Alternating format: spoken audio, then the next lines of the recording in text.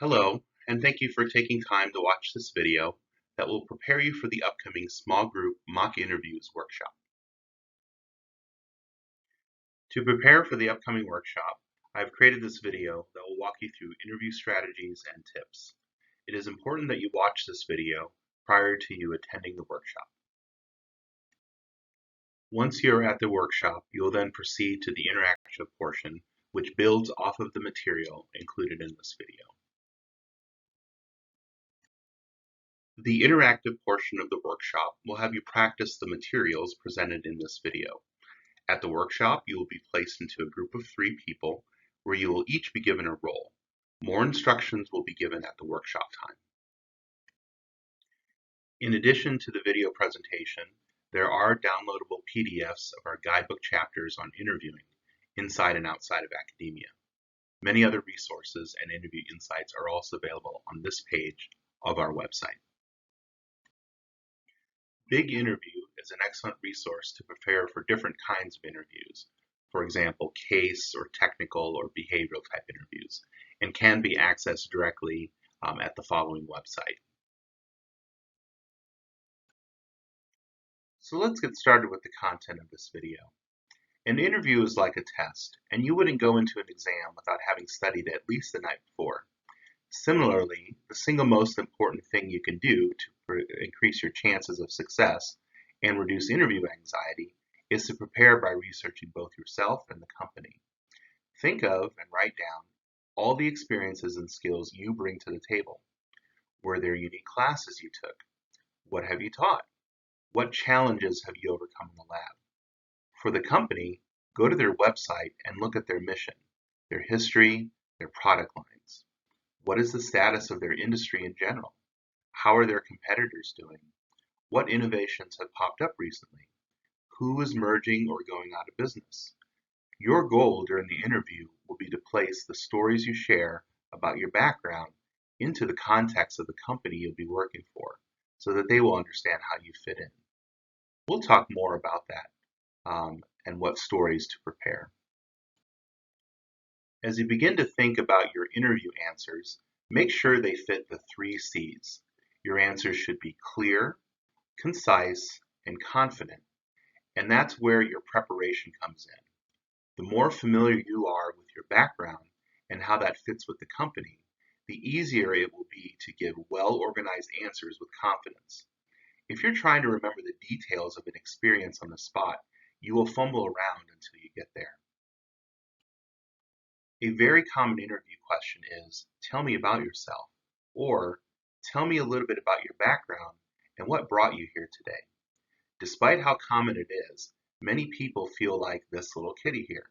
Have you heard of this question or have any ideas of what to say? I'm now going to present 2 options on how to answer tell me about yourself or TMAY type questions. Here is one option that is centered around a theme.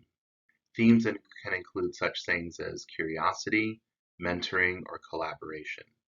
Some guidelines to keep in mind when giving an answer are to keep your responses between 30 to 60 seconds in length.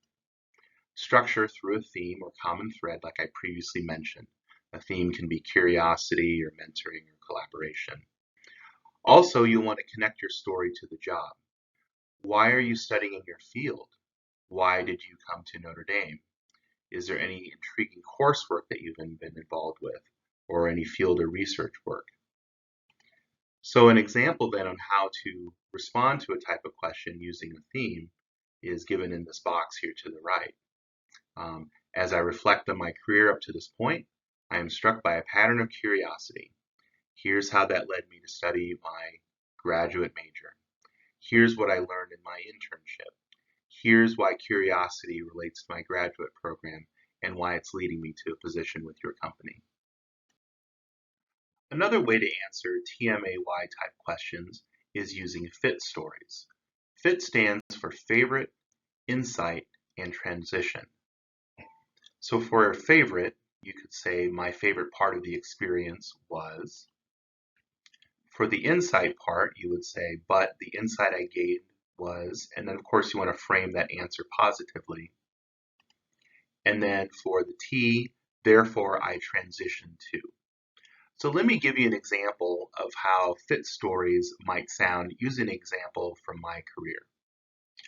My favorite part of my student conduct experience at Wake Tech was advising students. The insight I gained was that I found I preferred a different type of student advising. Therefore, I transitioned to working at Notre Dame, where I can continue advising students through career development. Another common interview question you might be asked is, tell us about your biggest strength. Or you could pretend like they asked, what's your biggest strength, and tell us about a time when you used it successfully. In a moment, I'm going to show you what's called the STAR method so that you'll be able to answer these types of questions. And of course, when you're answering these types of questions, you want to answer with something related to your job. Another common question you might be asked is, what is your biggest weakness? Most employers are asking this as, what is something you are actively trying to improve? Regardless of the specific question they are asking, they're trying to identify the process that you use to learn something new. Spend about 25% of your time describing your growth area, and then 75% of your time describing 2 to 3 specific strategies you're using to learn that new skill. So let's put this in practice. I'm going to answer this question that you might be receiving in a typical fashion. So here's an example. Something I haven't had the chance to use much during my academics is Excel. To develop my skills, I have checked out the book Advanced Excel Techniques, and I'm about halfway through it. I also bookmark a YouTube channel where they provide video tutorials of many features of Excel.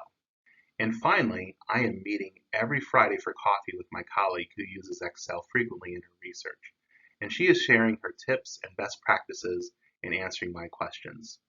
While I'm not an expert yet, I feel that continuing these strategies will help me gain the skills in Excel that I've been missing in these last few years.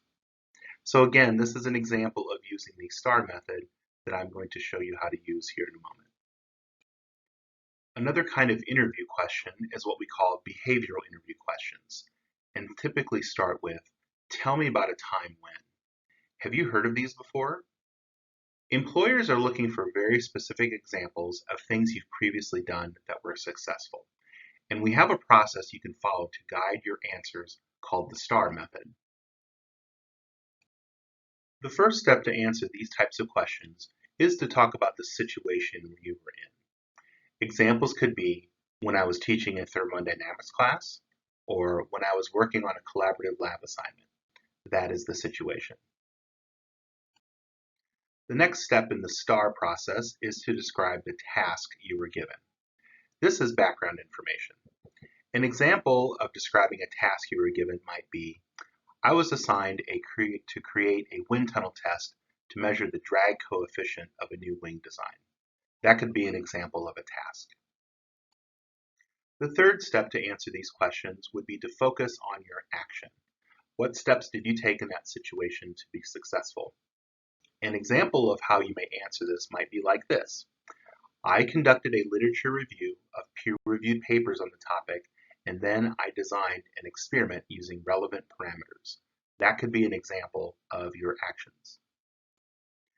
And then don't forget to include the results. So results is the fourth step in the STAR method. Employers need to see that you had success. An example of how you may answer it may sound something like this.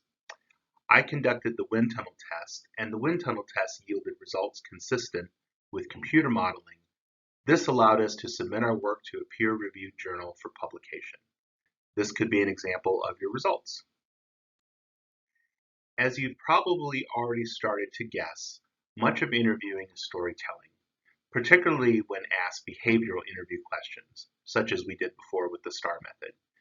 You definitely can't prepare for every unique situation they could ask, but if you prepare stories based on these topics that are of common interest to employers, then you can pull the one that fits with whatever question you're asked. I choose the scroll image rather than a book for a reason too. As you prepare your stories before an interview, I encourage you to write them down so you have notes to study before every interview in the future, and you don't have to remember the things you have done. A general theme of interviews is to expect the unexpected. You really can't know exactly what is going to happen, and employers will always try to throw you a curveball from left field to see what happens when you are out of your comfort zone. You can prepare for tell me about yourself, and you can really familiarize yourself with your background for behavioral interviews, but you can't prepare for these. It might even sound wacky, like, why does a curveball curve? Sure, you might have a physics background and be able to come up with something about air pressure, but in reality, many of the weird questions they could ask might not even have one right answer. They just want to see how you handle a little stress, and if you can process information and come up with something that sounds reasonable. Sometimes during mock interviews, I'll ask a candidate to tell me a joke. One time I had someone who could not come up with anything. I even prompted them and say, really? Not even a knock knock or chicken walks into a bar kind of joke? They thought some more and said, I got nothing. That's what you want to avoid. Think about it for a moment and come up with something that sounds reasonable. Employers need to know that you'll get through a little tricky spot on the job if something comes up, even if you're not prepared for it. Now that we have discussed typical interview questions you may hear, I want to talk a little bit about the types of interviews you may encounter. I'm going to highlight two of the most common types and give a few tips on how to prepare for them. The first type of interview you may have is a video interview. Perhaps you'll be using Zoom or MS Teams or Google Meet. For video interviews, make sure you have a plain background and nothing distracting behind you. And also make sure you're not in front of a window or other backlighting, or else your face will be in shadow. Remember, if you want to make eye contact, you need to look at the camera. That way, when you look at your eyes, you'll be looking at them. When they talk, you can go back and forth, and so you can get some visual cues from their facial expressions. But anytime you want to make eye contact, look at the camera, not their face. Panel interviews are pretty common, whether it's the search committee or a group of students, and we get questions all the time about how to direct your answers and where eye contact is when talking to a panel. How do you think you should answer if this person with the arrow asks the question? We recommend directing 50% of your responses to the person who asked the question and 50% to the rest of the panel. There are two options to achieve this balance. Spend 6 seconds talking to the asker, then 2 seconds each with the other panelists in order. Talk to asker, then talk to person 1, then back to asker, then back to person 2, then back to asker, then back to person 3, then back to asker.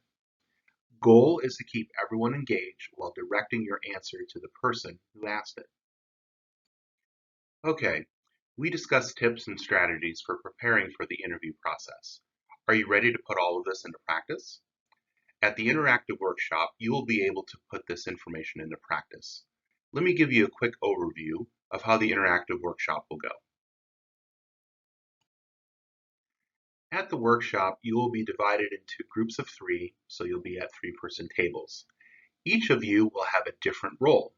One person will be the interviewer, one person will be the interviewee, and one person will be the observer. The interviewer will ask 3 questions, and then along with the observer will provide feedback on what the interviewee did well, and what could possibly have been stronger. Focus on things like posture, eye contact, looking at the camera or the person, professionalism, clarity, confidence, distracting movement, distracting speech like, demonstrated expertise and competence. We will reconvene after each rotation to ensure the process is smooth and answer any questions that you may have. The interactive workshop is a great place to practice all of these interview tips and strategies. So as far as a few ground rules are concerned, again, this is going to be a safe place to practice, free from judgment. Again, we just want you to gain some confidence and skill and learn along with your fellow peers. For the person who is the non-interviewee, you'll be able to take what's called a mental rep and consider how you would answer every question, even when it's not your turn. Again, this is a safe environment free from judgment, so this is all about positive and constructive feedback. Again, you and your peers are learning from each other. We're seeing if you can indicate a context, a job or organization of interest. Again, no human resources background is required to be part of this. And we'll be going into 3 separate 10-minute rounds, and in between each round there'll be a time for processing. At the end of each 10-minute round, you'll be given a chance for feedback, both verbal and in written form via the half sheets that'll be passed out. Thank you for taking the time to listen to this presentation, and we look forward to seeing you at the interactive workshop.